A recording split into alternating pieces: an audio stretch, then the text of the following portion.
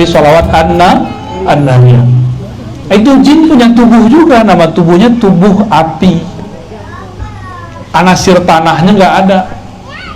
Yang paling lengkap di muka bumi, di alam semesta itu tubuh manusia. Ada apinya. Makanya bisa marah, Habib. Habib bisa marah, Habib? Ini Habib loh, kita tanyain. Habib bisa marah, Habib? Sering tuh. Kalau lagi marah panas nggak, Habib? Ada kompor, Habib? Nggak ada kompor dalam badannya, tapi kok bisa panas? Berarti ada energi api dalam tubuh kita. Itu. Salaman sama guru, sejuk, merinding. Itu ada air dalam diri kita, air keberkahan, ma'ul haya. Mengalir, karena yang mengalir itu air. Energi api juga mengalir, maka kalau kita ada orang ketengkar, jangan deket-deket, karena panasnya lengket ke badan. Di situ setan namanya dasim bisa lengket ke badan. Ini yang membuat orang bisa tengkar, rumah tangga bisa pecah, ya. Maka kalau ada di rumah tangga satu lagi panas, jangan dilawan pakai panas, bisa meledak jadi bom, ya. Harus ada yang pakai air. Maka enaknya tubuh ini Allah jadikan untuk mengatur alam semesta, disebut khalifah, khalifatullah, ya. Jadi mohon maaf nih para jin, para malaikat, kami bukan sombong-sombong, ya. Kitalah khalifah di muka bumi, jadi gak usah takut-takutin jamaah kita, ya. Antum gak usah takut sama jin, gak usah takut. Kalau takut tuh sama preman gitu, baru takut kita, sama orang jahat. Ini yang lucu, jamaah takutnya mau udah mati. Orang udah mati kok takut, waras gak? Yang takut tuh sama orang hidup, digerayangin ntar. Coba tidur dekat kuburan, nggak bakal digerayangin. Tidur dekat kita, wah gawat.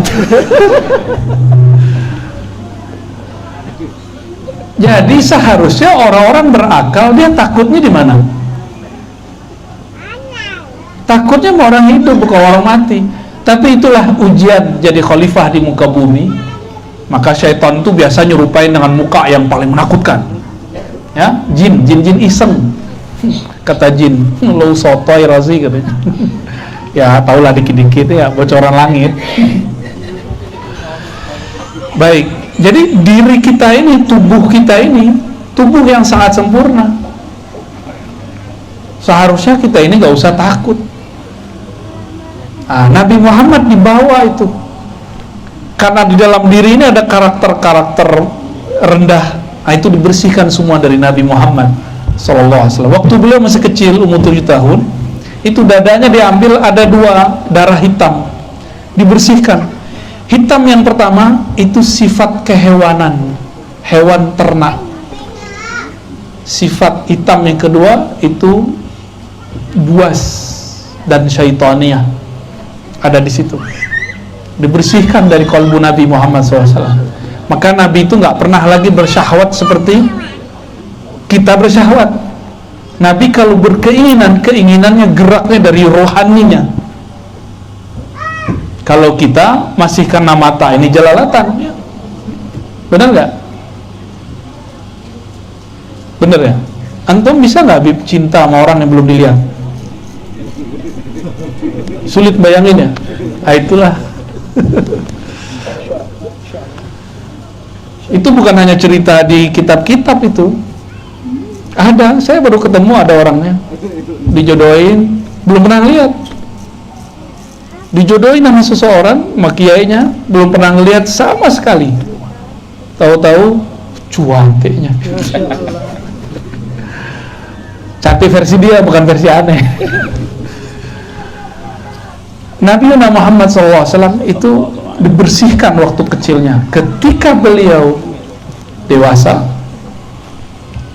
beliau ini umur 40 berdakwah terang-terangan. Nah, ini terjadi 3 tahun sebelum pindah ke Madinah.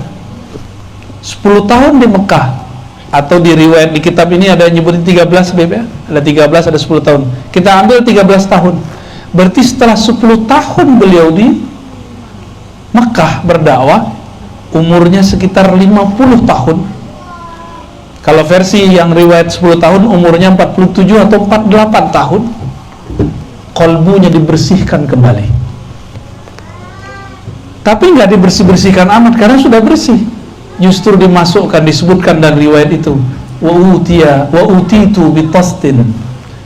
Aku diberikan dengan satu wadah bejana yang tercipta dari min zahabin, dari emas. Di dalamnya ada air hikmah, air iman, dimasukkan ke dalam. Berarti bedah ini bukan bedah fisik, karena yang dimasukkan ke dalam kolbu Nabi bukan air fisik, itu air hikmah dan iman. Berarti itu bukan air fisik,